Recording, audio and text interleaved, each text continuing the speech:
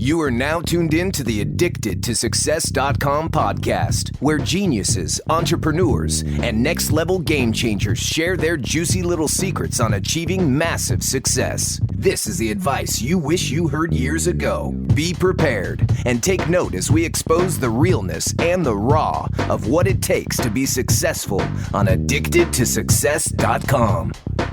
Ladies and gentlemen, welcome to the Addicted to Success podcast.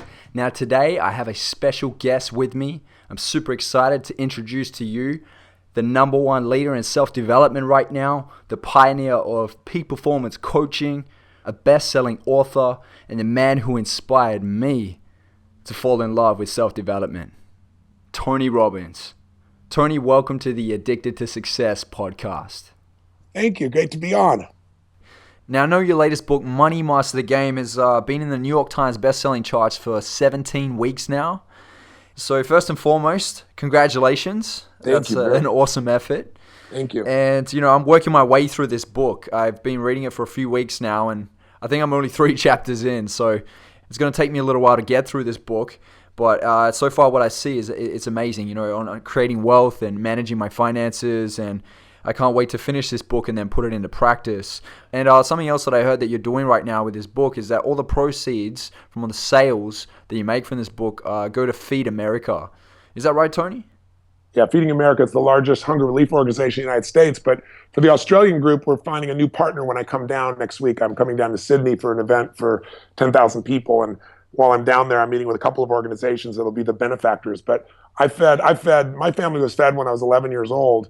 And we had no money and no food during what is the Thanksgiving holiday here in the United States. And it changed my life. It made me believe that strangers care. And so I focused my life on how could I give back. So when I was 17, I fed 2 families, and then 4, and then 8 the next year. And then I got my friends involved. And eventually I got to 1 million people a year, and then 2 million people a year through my foundation. And then I started matching it about 6 years ago. And so I fed 42 million people over my lifetime. But with this book, I've already fed 55 million people. I put all the profits of the book that fed 10 million people, and then I just added to it. And now I'm doing matching funds that'll feed 100 million people this year. So it's just my goal to find a way to give back. So the people who read the book will be transformed by it. But for every book that's out there, basically 50 people will be fed in addition to that, which is kind of wonderful. Wow, what a wonderful goal. And I love that you're living by your words that you share so often, which is, the secret of living is giving. It really is. It really is. And it's not just a joke. I mean, when you do the research on money, it's really interesting. What most people think is going to make them happy rarely, if ever, does. And, there's 2 reasons to master money. One is you get out of pain so you can have freedom in your life so that you can do well for your family. And then there's also the joy that you might be able to get from the utilization of the resource of money. But what's interesting is I found in the research that a lot of people say, once you make more than X amount, in every country they have a number they've researched, usually it's around $65,000. And they say once you get past that, increasing your income by 50% only gives about a 7% increase in happiness.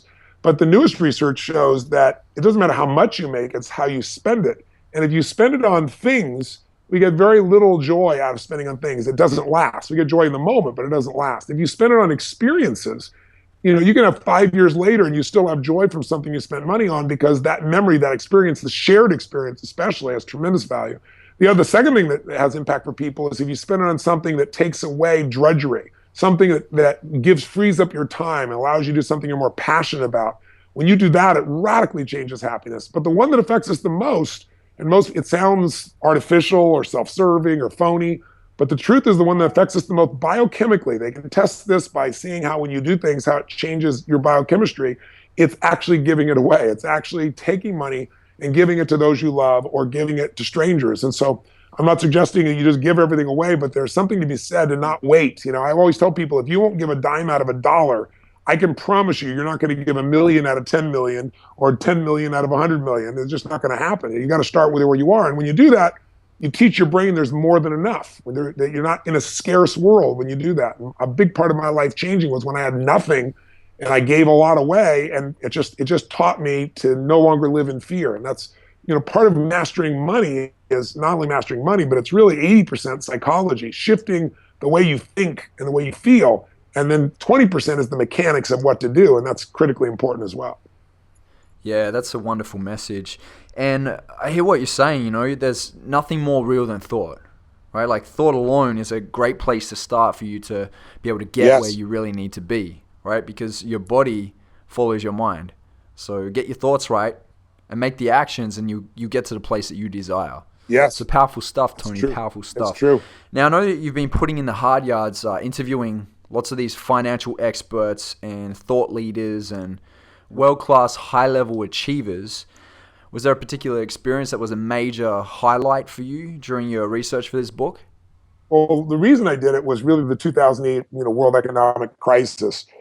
I saw so many people losing their homes, so many people losing half of all of their net worth, all that they'd saved for retirement, literally overnight.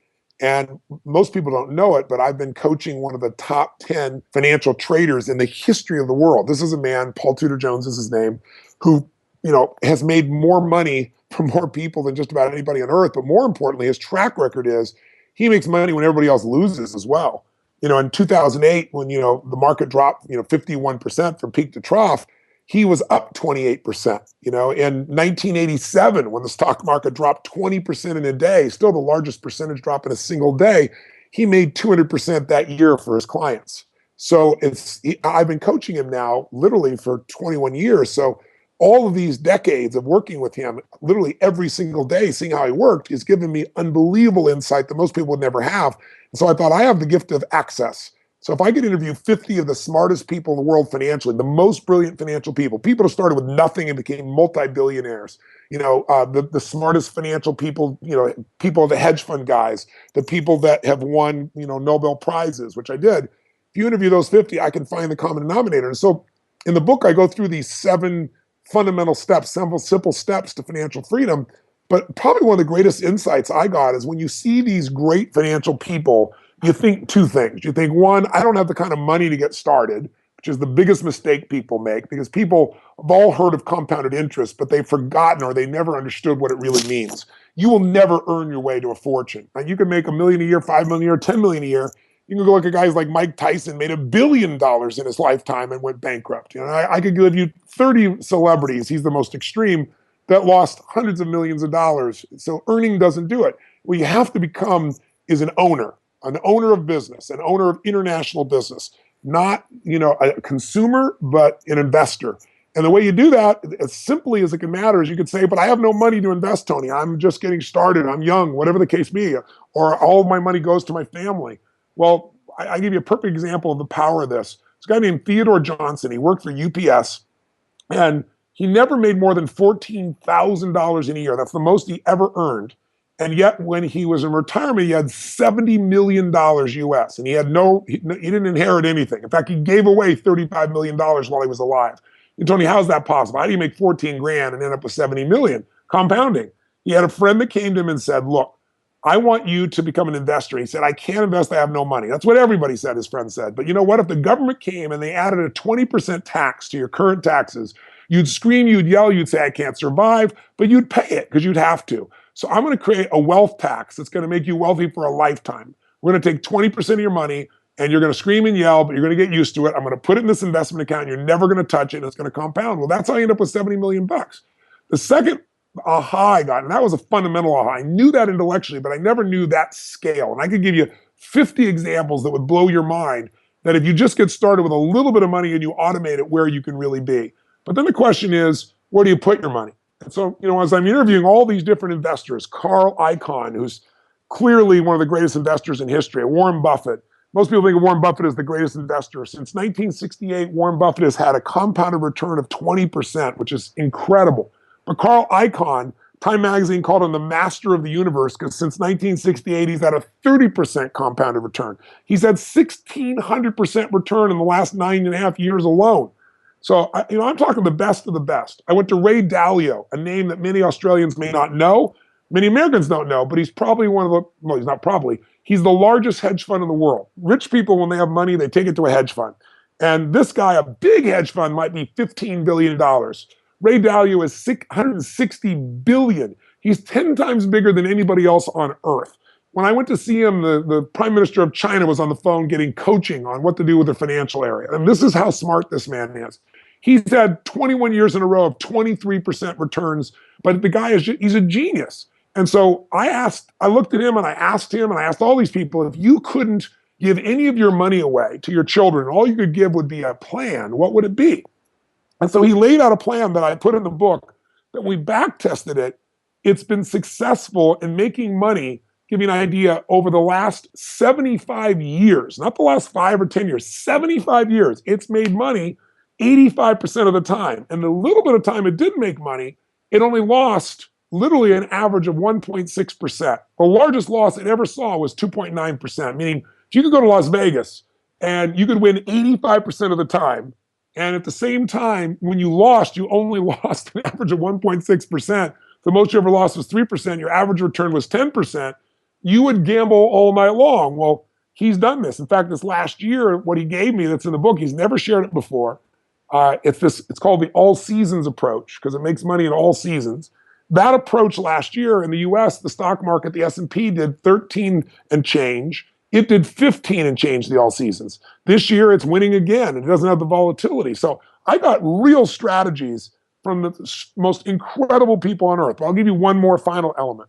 The biggest aha for me personally was as I talked to these guys that are the masters of the financial universe, I found that they do not act like I thought they acted. I thought they took huge risks. And what you find is that 98% of the best on earth, they do not take huge risks. They do something called asymmetrical risk reward. What the hell does that mean? Asymmetrical risk reward means they take the least amount of risk humanly possible to get the highest possible reward. If they're going to risk something, they want to risk as little as possible to get a giant return. So for example, there's a man named Kyle Bass who took $50 million of other people's money and converted it to $2 billion during the worst economic crisis in our history, 2008, 2009. How do you go from 30 million to 2 billion? Well, he never risked more than 6 cents to try to make $1. So think about it. If you risk 6 cents and he's wrong, he can risk another 6 cents and he's wrong. He can be wrong 15 times and still make money. Well, he wasn't wrong 15 times. And as a result, he made $2 billion. So, if you look at Richard Branson is a risk taker when it comes to his life, but he isn't when it comes to investing in business. Richard's a friend of mine. He'll go risk his life, go on a balloon, go do some crazy shit. I'm going to go up on his spaceship. We're all going to schedule to go up there and go on it. He's doing, that's crazy stuff. But in business, his number one question is, how do I protect the downside? So like when he was creating Virgin Air, he went to Boeing, the big, think about the level of expense you've got, the risk you got buying a business jet, trying to compete with British Air and everybody else. He went to Boeing and made a deal that said, if I lose, if I fail, I get to give you back these planes within 2 years and I have no liability. It costs me nothing. He took no risk with all upside and he hit a grand slam home run as he's done multiple times in his life. So asymmetrical risk reward. See, the average person tries to risk $1 to make 20 cents, $1 to make 10 cents, to make a 10 or 20% return. These people, when they risk $1, they want to make 5. And they know if they're wrong, I can try it again, risk $1 to make 5. They can be wrong 4 times out of 5 and still be okay because they use asymmetrical risk reward in the way they plan things. Wow. That's a bucket load of advice right there. So would you say that financial success is heavily predicated off playing smart and being patient? Like, is that what we should be focusing on if we want financial success? Well, I would say I wouldn't call it patient because I'd say be smart. It's forget patience, be smart. Here's the smart thing. I was talking to a gentleman who's a Princeton professor who wrote a book that's kind of one of the investment classics of the world of the last 25 years. And his name is Burt Malkiel. And Burt is responsible for creating, the funds that most people, when they think about Vanguard, they go, whoever came up with index funds. Well, this is the guy that came up with the idea. And Jack Bogle, who built Vanguard, just came up with, applied the idea, put risk to it. But he told me, he said, Tony, the biggest mistake that people make is they just don't understand the value of compounding. And he told me a story of 2 boys. One starts at 20 years old and he puts aside $4,000 a year, $300 a month, $300 a month. And he does it for 20 years until he's 40, and then he stops. And he has a brother, that was William. There's a brother named James who doesn't start till he's 40. This is, as you say, he's not smart or not patient, whatever you want to call it. And at 40, he finally realizes, I got to do something. So he starts investing, same amount of money, $4,000 a year, $300 a month. And he does it not for 20 years. He does it from 40 to 65. So he does it for 25 years. So the guy that spent $4,000 a year for 20 years put in $80,000. His brother put in $100,000 because he did it for 25 years. Well, the question is, who has more money? The guy that started 20 and quit at 40 and never did it again? Or the guy that started 40 and went to 65? Well, you know where this is going, right? But you may not know the difference in the number. The brother that started at 40 and went to 65 and poured more money in has $425,000. The brother that started at 20 and grows at 10% a year ends up with $2 million and did it for less time. So just be smart. Don't be patient. Be smart. If you're a millennial, you can start with a tiny amount and it can truly grow. Einstein said that this concept, this understanding of this multiplier, this geometric effect is one of the most important things to understand in humanity, and most people just don't. So get yourself started. And here's the other thing I'll tell you. Most people overestimate what they can do in a year, but they completely underestimate what they can do in a decade. And I'm here to tell you the decade will happen before you snap your fingers, and you'll completely underestimate what you can do in 2 or 3 decades, as I've now experienced. Incredible. Look, you've been doing this for 3 decades now, right? And I'm sure that you've seen a lot of changes in the self-development industry. So I want to touch on the self-development industry, and I wanted to know, what can we do to make sure that we keep the quality there?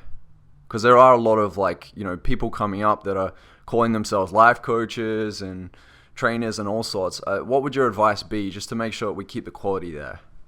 Well, it's interesting. When I started, there was no such thing as a life coach or a business coach. No one called himself a coach. That was a sports metaphor. I really 38, 39 years ago, I guess almost 39 years ago, came up with that because I wasn't a motivator, although, media still called me that very often because they go see a crowd of 10,000 people and they're jumping and screaming and celebrating like a concert. So they go, he's motivating them. It's never what I did. I believe in energy, I believe in inspiration, but I believe more in strategy.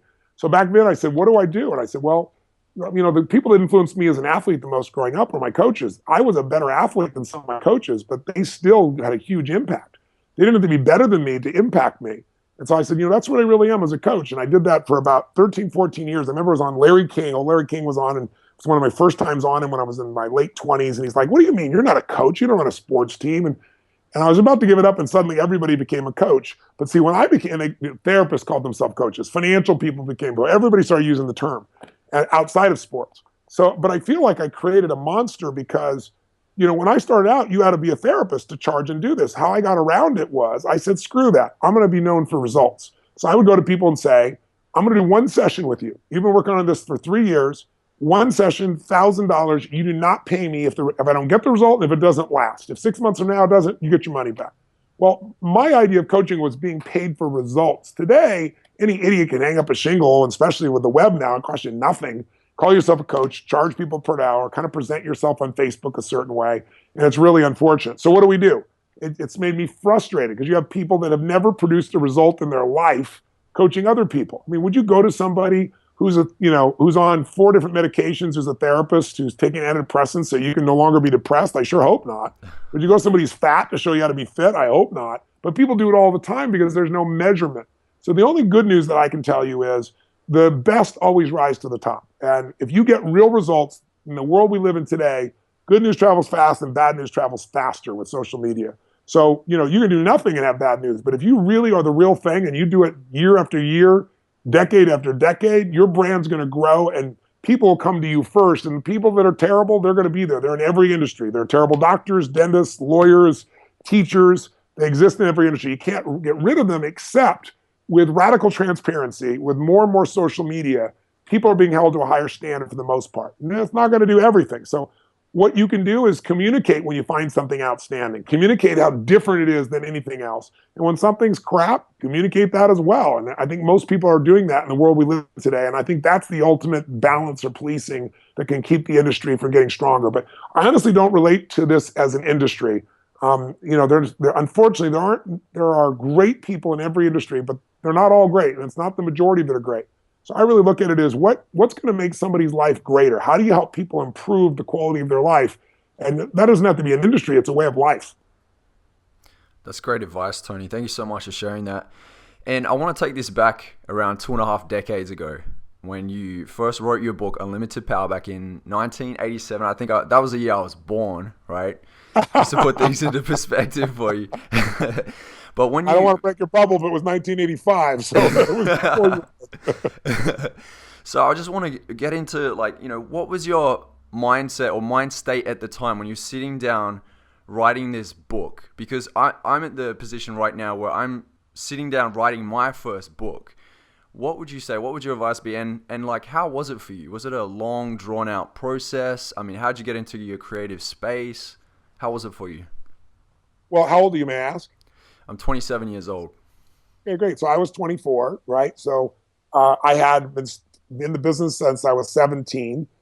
So I had, if you think about it, at that point, 7 years of experience already. I had traveled the world. I had tremendous exposure. And so I had tools that I had proven. That I wasn't writing about something that I'd read from someone else talking about. I could tell stories of turning around Olympic athletes and have them win the gold medal. I was able to share real results. So I think that what empowered me was I had lived such a full life. I always tell people say, how long does it take to get good at something? I say, how long do you want it to take? You do something. When I first became a speaker, I worked in a company where the top guy used to speak 3 times a month. 3 weeks out of the month, they go do a speech. And I remember I went up to him the first day and I said, remember my name because I'm going to dwarf you. And I just challenged him. And he looked at me like I was a punk kid. I said, you mark my words. And I'll tell you why. Because I'm going to outwork you. Because I said, you do 3 speeches a month. I've made it really clear. I'm going to do 3 speeches a day, right? 12 days of my work will be a year of yours. 5 years of your work will be literally 6 months of mine. And I said, that's how I'm going to dwarf you. Because I said, you're not growing still. And I'm going to grow faster because I'm going to put myself on the line. And so I think there's no substitute for putting yourself on the line and having to produce results, because then when you write about it, there's a truth. The ultimate advantage in business is the truth. The ultimate breakthrough is when you can do something and deliver something that no one else does. And so I think I had that. I knew I had some things to deliver that no one had delivered quite this way before, and I was going to make it happen. As far as how I got myself in state, I'll tell you how ancient I am. I had one of the first portable Macs that weighs about 20 pounds. It looked like a sewing machine. You had to put blue discs in and out to save something about 8 times. And it would blow up, and it was a total pain. So I would just go and I would type out, same way I wrote my book today. I created like walls of mind maps, and I wrote what I thought the chapter should be, what the goals for each chapter would be, what I want to deliver. And I started brainstorming the best stories, the best examples, the most important principles I want to get across. And then I would sit down and I would just put myself in state and write for hours and hours. And then I'd go rewrite. And writing is not my favorite thing. In fact, this is the first book I've written in 20 years, even though it's not, I'm not exactly like I'm not busy. I'm on a plane about every 4 or 5 days. I go to 15 countries a year. I see 250,000 people in my live seminars. A couple of days ago, I was in Poland with 8,000 people. A couple of days after that was 2 days. I did 4 days in London with 7,700 people. I'm leaving day after tomorrow to go down to Australia for 10,000 people next week. And then I go to the Gold Coast where I've got a couple thousand for 6 days and nights. And I go to Singapore with 10,000 people. And then I go to China with 10,000 people. And I come home. That's just one little trip. So it's not like I've not been busy, but writing has been my least favorite thing to do because I don't like something solitary. I like to be up in a live environment where things are happening in real time and I can respond. But I think you just have to know what your purpose is. You have to know what your outcomes are. You got to put yourself in state. And then you just have to do the hard work of sticking with it and driving through and getting feedback till you get to where you really want to be. Yeah, that's right. Life is what you make it, right? Yeah. You put everything you got in everything you do, and you got a formula for success in just about anything if you really do it. Now, Tony, I have a personal question. I run Addicted2Success.com, which is one of the top self-development websites, and I receive around about 2 million views a month. Yes. And I feel like with the impact that we have at Addicted to Success, we could be doing more. We could be giving back more. We could be contributing more. If you were in my shoes, what would you do in this situation? How would you maximize the impact? I'd say in the next 90 days, I'm going to go investigate things that I think might touch me, things that might move me. And I'd go see the work of what other people are doing in the contribution space and see what triggers you. Like a 90-day journey where once a week you go do something, once every 10 days you go do something as part of what somebody else is doing, and you find out what touches you the most. And then once you know what touches you the most, now you can brainstorm what would be the first way that I engage and give back in that area and get started. Don't wait for the ultimate. I started by feeding 2 families. Now I'm feeding 100 million this year, right? If you start by saying, how do I feed 100 million people? You never get there. It's just like business today. You iterate. So if you're going to, if you really want to get yourself started, though, I think you put yourself in the environment and find something that's going to strike you emotionally. There's so many great things that could hit you, but it needs to be something that you personally connect to. And you'll only know that by experiencing it. I always tell people, a belief is a poor substitute for an experience. So go experience some of this and something will grab you. Wonderful. Thank you so much, Tony. I really, really appreciate it. You're welcome, Joel. And I just want to end the interview with this one last question. And his question is, if you were to deliver your last 30-second speech to the world, what would that last 30 seconds sound like? I don't know. I'm hoping that's not for a long time, but I know the theme of it would be life is love, and love is an act. It's not a thought. And so while you're alive, you only have so much time. And the more that you can have love be the guiding force in your decision making, the more you're going to make decisions that not only fulfill you, but make your life meaningful. Not everything in life is happy. Not everything in life is, easy. But you can have something better than just happiness. You can have a life that's meaningful. You can have a life that matters if you let love and contribution be the driving force in your life. And they have been the driving force in my life for 4 decades almost. It'll be my 38th year I'm entering in now. And as long as I live, it will be. And so I know when time comes, I'll be climbing a new mountain, not sliding back, but moving forward. And that would be my invitation to anyone that wants to have a meaningful and fulfilled life. I love it. Thanks a million, Tony. Thanks for joining us today. And for all the Aussies, Tony will be out in Australia very, very soon. So make sure you get your tickets. Make sure you pick up Money Master the Game. And thank you for tuning into Addicted to Success podcast. Thanks, buddy. Take care of yourself, Joel. Yeah. See ya. Bye. Bye-bye. So there you have it, ladies and gentlemen. That is Tony Robbins, the man himself. If you haven't already, make sure you head to one of his courses. Make sure that you check out one of his DVDs. Make sure that you listen to one of his audios, because his advice is absolutely game-changing. And if you haven't already, make sure that you head over to morningmotivationcalls.com. I just launched the second series of the Morning Motivation Calls, which is 10 minutes every morning for the month of May of nothing but pure motivation, advice from world-class experts, high achievers, top leaders in a number of different industries that are sharing their success advice with you to inspire you, to empower you, to ride your day with momentum towards success. We'll be sharing advice on productivity, time management, charisma, being authentic, casting your vision, finding your why, achieving success in all areas of your life. So make sure that you head over to morningmotivationcalls.com before you miss out. Last month was an absolute blast. We had so many amazing breakthroughs. I don't want you to miss this one. So head over to morningmotivationcalls.com, write it out, make every minute count, and live it up. Thank you for tuning in, and I'll catch you on the next Addicted to Success podcast. Bye.